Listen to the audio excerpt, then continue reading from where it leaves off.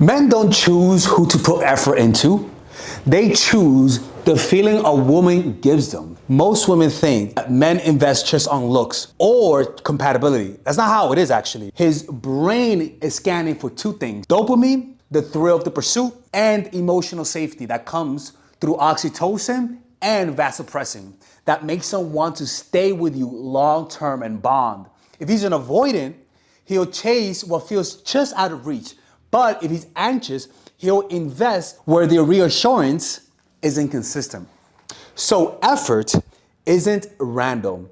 It follows the woman who feels excited without overwhelming him. In this video though, I'm breaking down the subtle behavior that makes a man think she's worth the effort, because men don't choose who to put effort into. So before assuming that he is an asshole or uninterested or a manipulator, what I want you to first do is understand what makes a man decide whether or not you're worth the investment. Because there are a few subtle behaviors that instantly signals step up and that inspires him to step up or leave. So let's get into it. Let's first talk about the attachment styles, because attachment style is really, I feel like it's the biggest determinant about why men choose to chase and why men choose not to chase, right? Or who to choose to take seriously. Because a lot of women, for example, meet men online.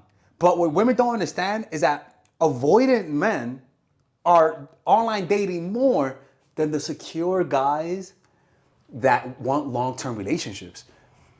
You know, the toxic ones are always single. And so those are the guys that usually women have trouble with. Okay, so let's begin. So men are unconsciously, men often unconsciously invest where their nervous system senses both reward and security. A lot of women try to be the reward for a guy, dopamine. What you don't know is that when you become Miss Rewarder, Miss Hottie, Miss I'll do anything, right? Miss I'll make you happy, a man will release too much dopamine and very little oxytocin and very little vasopressin. When you're not able to stimulate oxytocin and vasopressin in a guy, he just cannot take it, right? Dopamine draws them towards novelty, admiration, and the promise of a pursuit, while oxytocin and vasopressin binds them to the woman who feels emotionally regulating and familiar. Remember what I talked about emotionally regulating, relaxing him, right? Relaxing him through touches, encouraging him, lifting up his mood through overcoming challenges together. When he feels sad, you have rewarded him with your touch, with your relaxing feminine energy, that whenever he feels down, he instinctively goes to you. You don't think guys think about that before taking you seriously? I, as a guy, if you make me feel like a kid, if you make me feel so relaxed, if you have a way to just put me to sleep with your touch, ladies and gentlemen, that is a motherly role. A guy will take you seriously, and if he doesn't, he will regret it. A man with an avoidant and attachment style may chase the woman who is slightly out of reach. Her unpredictability spikes dopamine and keeps effort alive. But it comes without trust. It comes with resentment. It never comes with intimacy and closeness. Her unpredictability spikes and keeps the effort alive. Yet withdrawal once intimacy threatens anatomy. Right? So when you withdraw with an avoidant, once intimacy threatens autonomy. The anxious men, on the other hand, because usually most of the men that you meet are anxious, avoidant, or a mix of both. Only a small percentage, 25%, are what? Secure. But that 25% usually, gotta understand, healthy guys are rarely single. And if they're single, they don't go on dating apps. Right? If you're watching this video, most likely, you're encountering avoidant men and you think you're the problem. The problem is that avoidant men just don't put effort.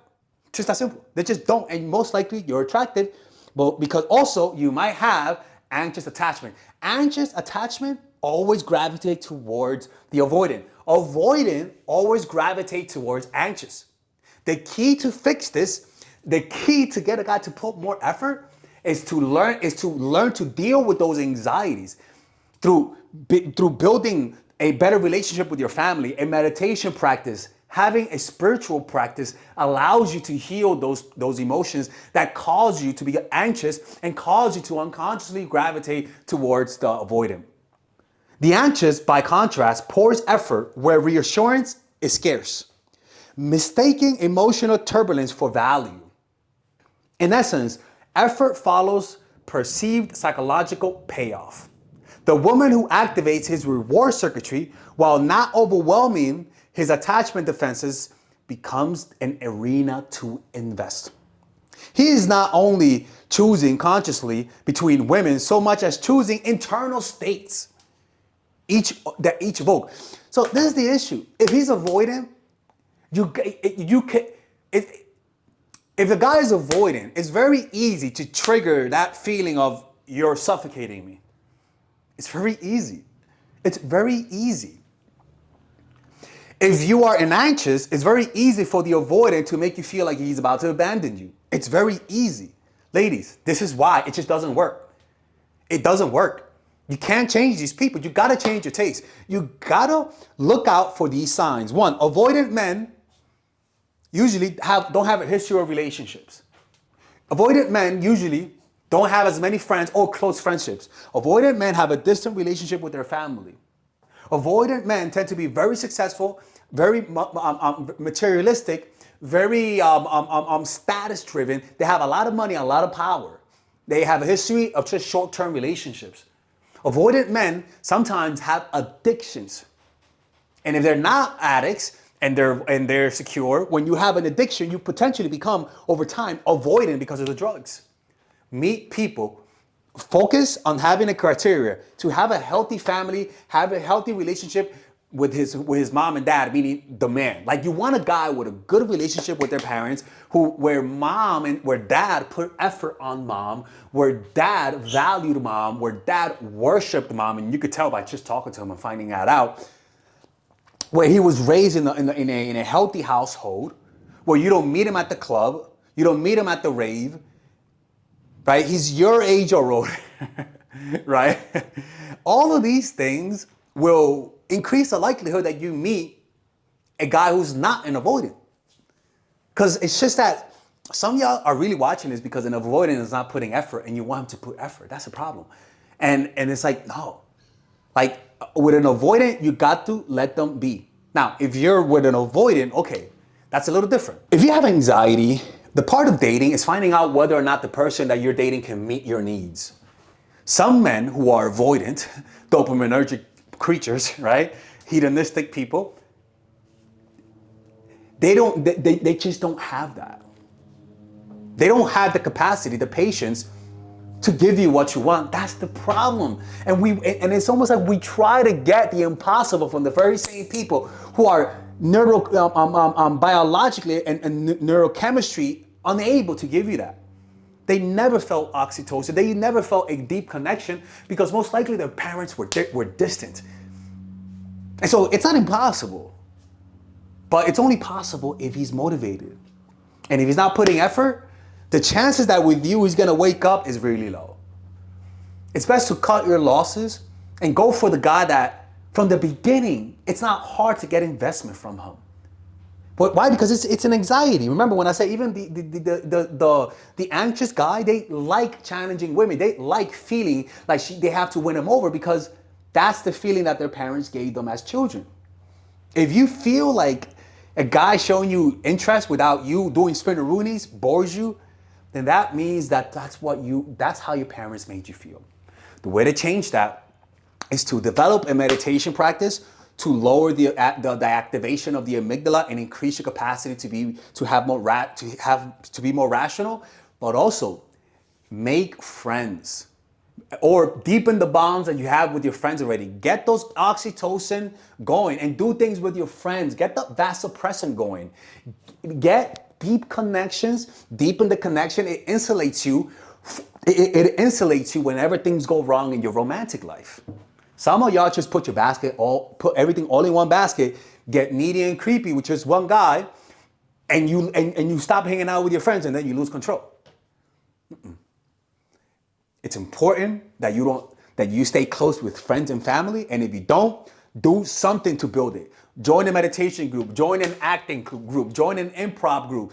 Do something together with people, see them every day, build a connection, let positive feelings towards them creep up on you. Then one day you realize, oh my God, I like these people. Now you've built an emotional support system that if you date someone, it actually helps you manage those intense emotions that causes you to gravitate towards the avoidant people. All right? So, what are some behaviors that you guys can do to show that I'm worth the effort? Consistency without over availability. Clear standards stated calmly. I get anxious and I like sometimes to get hugs because I feel really anxious. Is that something you could do? And if he can't do that, he can't meet your needs. You gotta understand that. That's the point of having someone is, can they meet your needs? And if they can't, you can't force them. Reciprocity without overgiving. A lot of needy people do that. Emotional regulation. Having friends, developing a meditation practice, doing exercise, getting those feelings to come out. Because if you can't regulate your emotions, you can't calm them down. And then you can't create that oxytocin connection. Boundaries that are enforced, not argued. Oh, you know what? This guy, I was sad. He didn't even hug me. I don't think he can meet my needs. I don't know. Look, man, I don't know. I don't think I'm able to go out tonight. Why? Look, I just feel like we're just not compatible. Now, hey, why didn't you hug me? You see what I'm saying? You're telling him, if you're not going to appreciate me, someone else will. Warmth paired with self-respect. You're loving, but not to be loved. You're loving because you love yourself. No chasing mixed signals.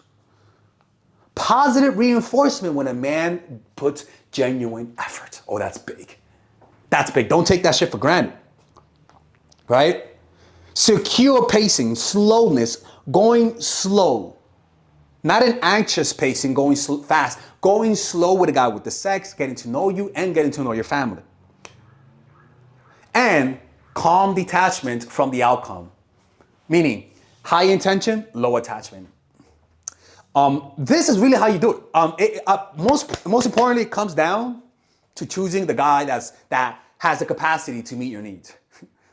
And again, anxious and avoidant people just don't go well with anxious in terms of having healthy relationship. That they just don't go well together. Your goal should be to find a man who's secure. Find a guy who's secure. And usually they don't date a lot. That's the thing. They don't date a lot. If you're used to cool, suave guy, usually they're not secure. It's just how it is, man. Sometimes coolness is a defense mechanism to hide your true self. So go for the simple guys, man. I'm telling you, if you don't like that, then that could be the problem. They're in front of you, but you just don't even pay attention to them. For one-on-one coaching, go to mindfulattraction.org.